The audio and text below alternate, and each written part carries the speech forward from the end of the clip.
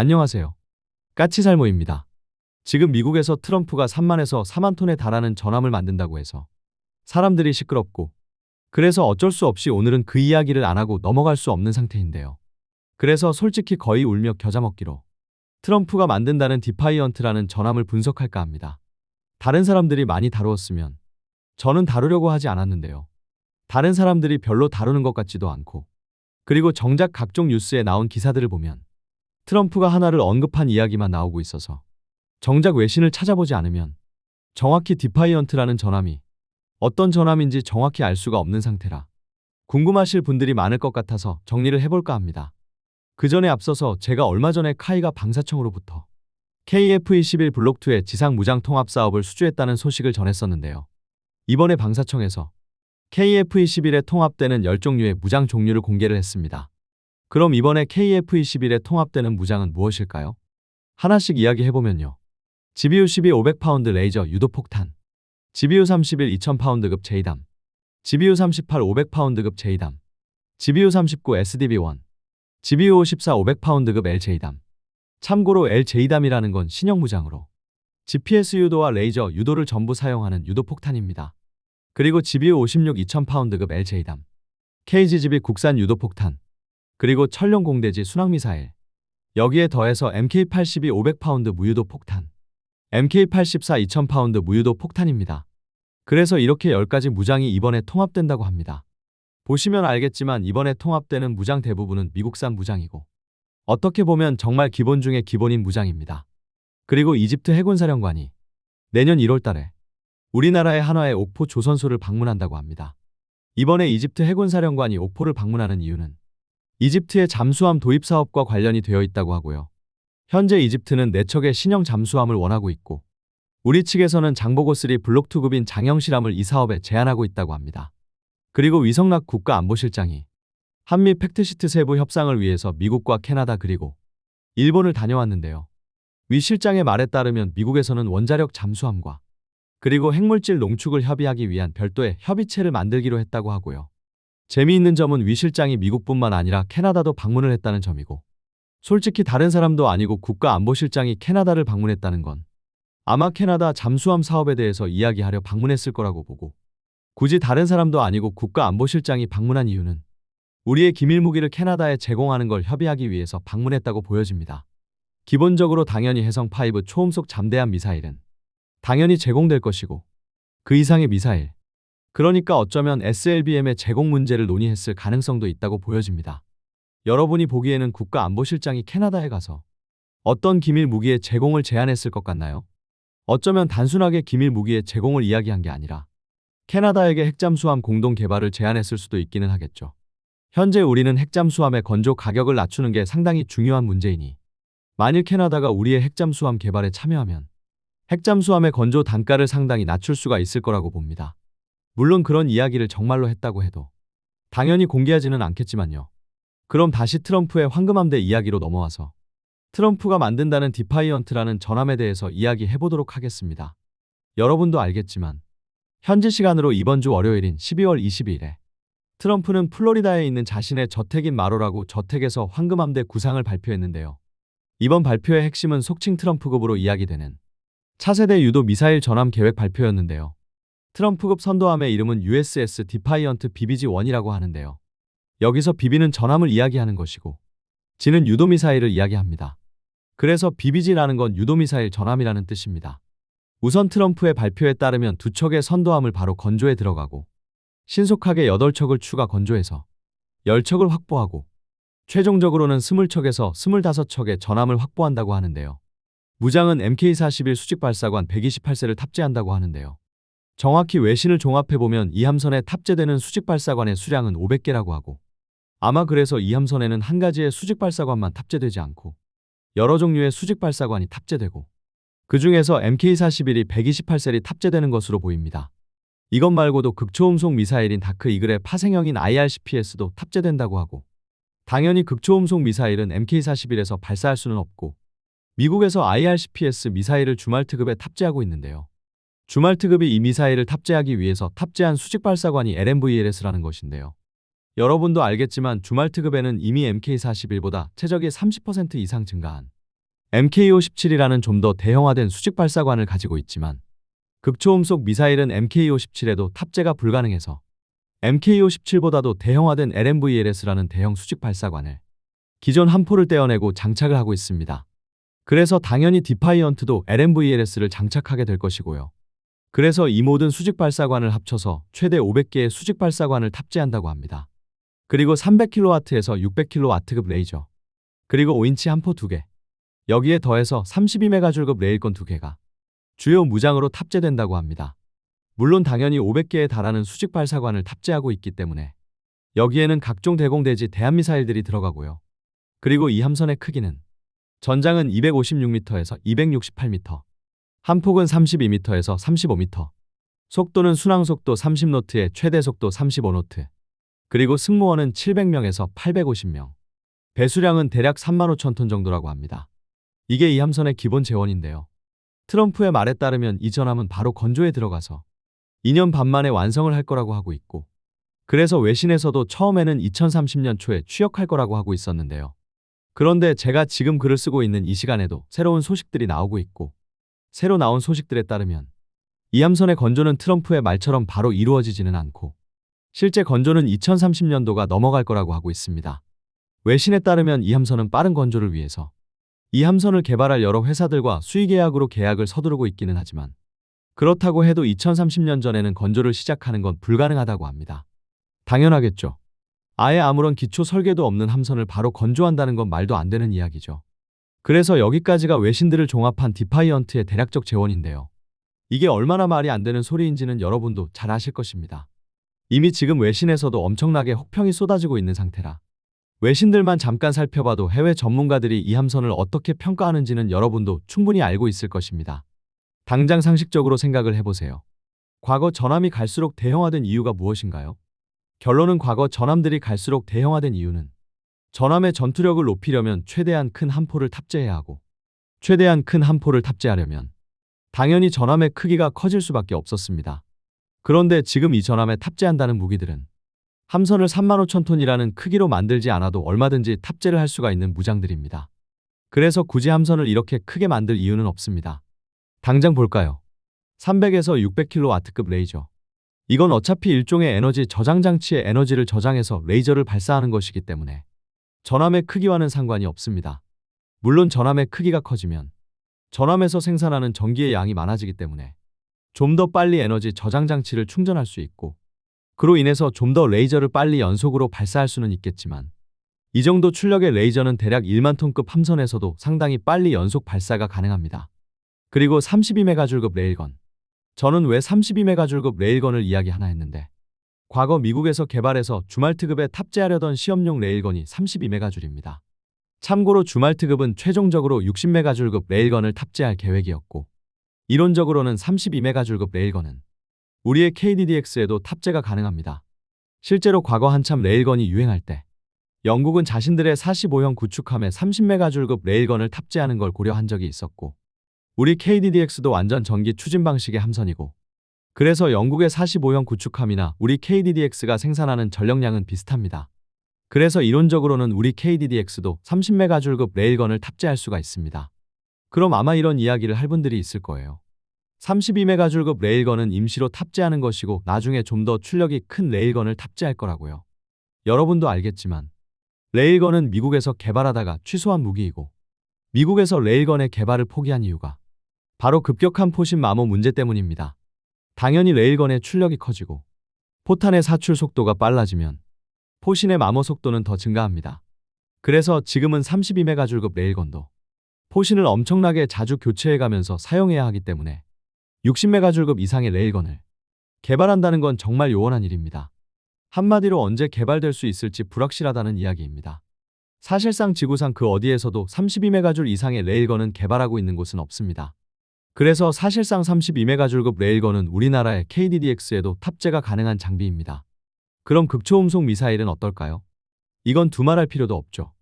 왜냐하면 디파이언트급 전함에 탑재된다는 다크 이글 계열 극초음속 미사일은 이미 미국의 주말트급에 탑재하기 위한 공사가 진행 중이니 만재 수량 16,000톤급 함선에도 얼마든지 탑재가 가능하다는 게 이미 증명되었으니까요. 그래서 디파이언트에 탑재되는 그 어떤 무장도 35,000톤급 전함이 아니면 탑재하지 못하는 장비는 없습니다. 한마디로 말해서 굳이 35,000톤급 전함을 만들 이유 자체가 없는 것입니다. 현대전에서 유일하게 전투함의 크기가 커져야 하는 이유로 이야기되는 건 바로 레이더의 크기 때문입니다. 한마디로 말해서 함선의 크기가 커져야 좀 더 대형의 레이더를 탑재할 수 있고, 대형 레이더를 탑재해야지만이 좀 더 먼 거리에서 목표를 포착할 수 있기 때문입니다. 특히 이건 탄도미사일 요격에는 상당히 중요한 문제였고, 그래서 미 해군은 과거부터 대형 레이더를 탑재하기 위해서 대형 전투함을 원했습니다. 그래서 과거 미 해군은 주말 특급을 바탕으로 하는 CGX라는 사업을 하다 예산 문제로 취소되었고, 저는 당연히 이번에 2만 톤급 전함을 만든다고 처음에 들었을 때는 CGX 사업이 부활하는 거라고 생각을 했습니다. 지금 디파이언트 전함에는 SPY-6 레이더가 탑재된다고 하고 있고, 이 레이더는 모듈식 레이더입니다. 그래서 함선의 크기에 따라서 모듈의 숫자를 줄여서 레이더의 크기를 줄일 수도 있고, 모듈의 숫자를 늘려서 레이더의 크기를 키울 수도 있습니다. 그래서 SPY-6 중에서 가장 작은 크기의 레이더는 컨스텔레이션급 호위함에 탑재되고, 이 모델은 한 면당 9개 모듈인가 탑재되는 것으로 알고 있습니다. 그리고 알레이버크급 플라이트 3가 14피트 크기의 레이더에 37개 모듈, 기존에 이미 건조된 알레이버크급들의 SPY-1 레이더를 SPY-6로 개량하는 레이더가 24개 모듈이고요. 참고로 기존 알레이버크급 레이더의 크기는 12피트입니다. 미국이 타이콘델로 가급을 대신해서 건조한다고 했던 DDG-X 급순양함이 57개 모델이 들어가고, 참고로 DDG-X 급순양함의 예상 배수량은 14,500톤입니다. 그런데 과거 미 해군은 20피트짜리 69개 모듈이 탑재 가능한 전함을 원하고 있었고, 그래서 당연히 저는 바로 이 사업이 미 해군이 원했던 20피트짜리 69개 모듈의 SPY-6 레이더를 탑재하는 전함을 만드는 거라고 예상을 했습니다. 그러나 아무리 20피트짜리 레이더를 탑재한다고 해도 전투함의 크기는 2만 톤이면 충분합니다. 그래서 사실상 아무리 생각을 해도 35,000톤급 전함을 만들 이유는 존재하지 않습니다. 물론 당연히 전함의 크기가 커지면 더 많은 무장을 탑재할 수 있겠죠. 그러나 여러분도 알겠지만 함선의 크기가 커지면 적에게 피격될 가능성도 높아지고, 당연히 함선의 건조 가격도 상승을 합니다. 지금 이미 외신에서는 트럼프급 전함 한 척에 16조 원이 들 거라는 예상이 나오고 있습니다. 알레이버크급 플라이트 3 한 척의 가격이 3조 원이 넘어갔고, DDG-X의 추정 가격이 2025년 기준으로 44억 달러, 6조 3천억입니다. 그래서 트럼프급 전함 한 척 만들 돈이면 알레이버크급 플라이트 3를 5척, DDG-X급을 2척 반을 만들 수 있는 돈입니다. 과연 이 함선이 알레이버크급 5척이 하는 일을 혼자 할 수 있을까요? 솔직히 말해서 불가능한 이야기이고요. 아마 저의 예상으로는 이 사업은 트럼프 뜻대로 되지는 못할 것입니다. 아마 틀림없이 미국 의회가 제동을 걸고 나올 것입니다. 저는 솔직히 이 사업을 보고 트럼프보다 미국의 현 국방부 장관이 피트 헤그세스가 정말 한심하다는 생각밖에는 들지 않았습니다. 이 사람은 군인 출신이고 속칭 전쟁 영웅이라고 이야기되는 사람입니다. 그렇기 때문에 이 계획이 얼마나 말이 안 된다는 건 그 누구보다도 충분히 알고 있었을 텐데, 당연히 국방부 장관이라면 트럼프가 이런 계획을 원해도 자리를 걸고 막았어야 한다고 봅니다. 그런데 이 사람은 전혀 그러지 못했습니다. 그래서 저는 이 사람이 얼마나 형편없는 사람인지 느꼈고, 지금 트럼프 주변에는 제대로 된 이야기를 해줄 수 있는 사람이 단 한 명도 없다는 걸 느꼈습니다. 그리고 이번에 트럼프는 한화의 필리 조선소를 언급을 했고, 한화가 새로 건조하는 프리기탐의 건조에 협력할 거라고 이야기했는데요. 솔직히 저는 그 이야기를 듣고 제가 지금까지 잘못 알고 있었나 하고 생각을 했습니다. 왜냐하면 저는 분명 이번에 호위함 사업을 따낸 헌팅턴 잉걸스 조선소는 현대와 협력을 하고 있다고 알고 있었고, 당연히 그래서 이번 호위함 사업은 현대와 같이 하는 것으로 알고 있었습니다. 그래서 제가 잘못 알고 있었나 했으나 그건 아닌 것 같고요. 결론을 이야기하자면 현대는 미국 내에 조선소를 보유하고 있지 못하고, 미국 의회에서는 자신들의 전투함은 미국 현지에서 건조하기를 원하기 때문에 현대가 전면에 나설 수 없는 상태이기 때문입니다. 헌팅턴 잉걸스의 이야기에 따르면 헌팅턴 잉걸스는 이 함선의 초도함을 자신들의 조선소에서 건조를 한다고 합니다. 그리고 이 함선을 2028년까지 취역할 거라고 하고 있고요. 그래서 분명 초도함을 헌팅턴 잉걸스가 건조하는 건 분명한 사실이고, 현대가 초도함의 건조를 지원한다고 해도 표면적으로 나서지는 못할 것입니다. 그런데 문제는 이번 함부터의 후속함 건조입니다. 보통 우리나라 같은 경우는 후속함부터는 경쟁 입찰로 가서 초도함을 건조하지 않은 다른 업체가 사업을 딸 수가 있습니다. 그래서 함선을 개발하고 초도함을 건조한 회사가 아닌 다른 업체가 이번 함을 건조할 수 있고, 이 경우 이번 함을 건조하게 된 업체는 함선을 개발한 업체에게 기술료를 지불하고 설계를 사오게 됩니다. 실제로 이 문제 때문에 과거 장보고 3 배치2 건조 사업 때 한화가 장보고 3 배치2의 기술료를 너무 지나치게 높게 불러서 현대가 사업을 포기하게 만든 적도 있습니다. 그리고 미국도 비슷한 방식입니다. 당연히 초도화문 함선을 개발한 회사가 만들게 되지만 이번 함부터는 다른 회사도 사업에 도전을 할 수 있고, 그럼 다른 회사는 함선을 개발한 업체로부터 설계를 사와서 이번 함을 건조하게 됩니다. 그래서 트럼프가 이야기한 건 바로 이번 함 이후에 후속함을 한화에서 건조한다는 이야기일 것입니다. 미국에 조선소가 없는 현대와 달리 한화는 전면에 나서서 이 사업의 후속함 사업에 입찰을 하는 게 가능하니까요. 그래서 분명 헌팅턴 인걸스와 협력을 해서 헌팅턴 인걸스가 건조하는 호위함의 건조에 협조를 하는 건 현대이지만 당연히 이 호위함을 헌팅턴 인걸스 한 회사만 만들 리는 없고, 그래서 후속함 사업은 한화가 따게 될 거라는 이야기입니다. 좀 재미있는 점은 이 호위함 사업은 헌팅턴 인걸스에서 초도함을 2028년까지 취역시킬 거라고 했는데요. 그런데 저는 처음에는 이렇게 빨리 초도함을 취역시키는 게 어떻게 가능할까 하고 생각을 했었는데요. 이게 가능할 만한 이유가 있더군요. 여러분도 알겠지만 이번에 헌팅턴 인걸스에서 건조하는 호위함은 같은 회사가 미국 해안경비대를 위해서 건조한 레전드급 경비함을 바탕으로 하는데요. 지금 미국에서 나오는 소식에 따르면 미 해군에 납품하는 함선도 기존 레전드급의 설계를 거의 변경하지 않고 그대로 건조해서 납품한다고 합니다. 이게 어떻게 가능하냐면 기존 함선에서 거의 설계를 변경하는 부분이 없습니다. 당장 원래 과거 헌팅턴 인걸스가 FFXG 사업에 도전할 때는 분명 함포 뒤에 수직발사관을 추가하는 형상이었는데요. 이번에 미 해군에 납품하는 함선에는 수직발사관도 없다고 합니다. 함포도 57mm 함포를 그대로 사용하고 대공무장은 지금 펠롱스 CIWS가 있는 자리에 실엠발사기를 탑재한다고 합니다. 아마 아실 분은 알겠지만 실엠이라는 건 기존 펠롱스 CIWS 시스템에서 기관포만 램 미사일로 변경한 미사일입니다. 그래서 기존 펠롱스 CIWS 자리에 거의 아무런 변경 없이도 탑재가 가능한 장비입니다. 그래서 대공무장은 겨우 실엠 한 개뿐이라고 하고요. 다만 부시마스터 2 30mm 기관포 2개를 측면에 추가한다고 합니다. 이 기관포는 적의 자살보트 같은 걸 저지하는 용도이지 대공용은 아닙니다. 그리고 헬기 비행갑판 뒷부분, 그러니까 사진을 보시면 바로 이 부분에 일종의 모듈형으로 컨테이너를 탑재해서 컨테이너에서 무인수상정이나 무인잠 수정을 운용한다고 합니다. 필요하다면 NSM 대한미사일도 운용을 하고요. 그래서 미국 측에서 이야기하기로는 결론은 이 함선은 무인수상정과 무인잠 수정의 모함 역할을 하게 된다고 합니다. 그래서 솔직히 함의 내부가 어떻게 바뀔지는 모르겠지만 함의 외부는 사실상 거의 손을 대지 않는다고 합니다. 그래서 헌팅턴 인걸스에서 2028년까지 취역하는 게 가능하다고 한 이유가 이것 때문인 것 같습니다. 함을 거의 새로 설계할 필요가 없이 기존 부품 그대로 기존 설계 그대로 건조하면 되기 때문에 빠른 건조가 가능하다는 거죠. 다만 당연히 미 해군에서도 이 정도로 만족할 리가 없기 때문에 이 함선은 단계별로 발전을 할 거라고 합니다.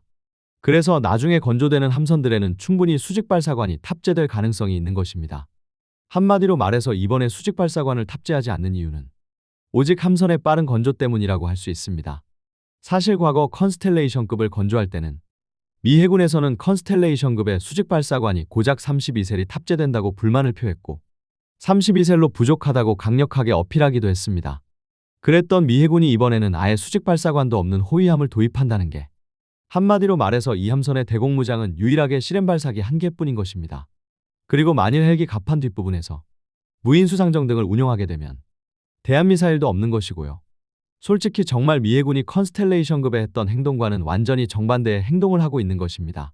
결론은 미 해군이 도입한다는 호위함은 제대로 된 대공무장도 그리고 대함 공격수단도 심지어는 대잠전을 위한 손화조차도 없는 함선입니다. 정말 미 해안경비대의 경비함을 거의 그대로 도입한다고 해도 과언이 아닙니다.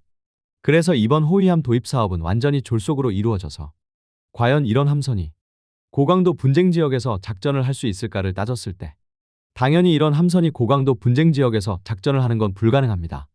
결론은 과거 미국에서는 LCS급의 무장이 부족하다는 지적이 많았고 그래서 컨스텔레이션급을 건조할 때는 지나치게 많은 걸 요구해서 문제가 되었는데요. 이번에는 오히려 과거 LCS급보다도 더 빈약한 무장을 가진 함선을 도입한다는 것입니다. 참 뭐라 할 말이 없네요. 솔직히 대형 전함 건조 계획도 그러하고 호위함 건조 계획도 그러하고 지금 속칭 트럼프의 황금함대는 모든 사업이 완전히 졸속으로 이루어지고 있고 사실상 트럼프의 황금함대 계획은 누가 봐도 미 해군을 몰락으로 이끌 거라는 건 틀림없는 사실인 것 같습니다. 그렇다고 미국이 내일 당장 망하는 건 아니겠지만 분명한 건 이번 트럼프의 황금함대 계획으로 인해서 미 해군이 취약해질 거라는 건 분명해 보이고, 그래서 당장은 아니라고 해도 장기적으로는 미국이라는 나라의 몰락의 시작점이지 않을까 합니다. 분명한 건 앞으로도 미국은 세계에서 가장 강한 나라로는 남아있겠지만 최소한 더 이상 미국이 우방국까지 전부 지켜주지는 못할 것이고, 그래서 앞으로 서서히 약해질 미국에 대비를 해서 우리는 우리 스스로가 우리를 지킬 준비를 해야 하지 않을까 합니다. 어떤가요, 여러분? 여러분이 보기에는 과연 트럼프의 황금함대 계획이 성공을 할 거라고 보시나요? 이상 영상 봐주셔서 감사합니다.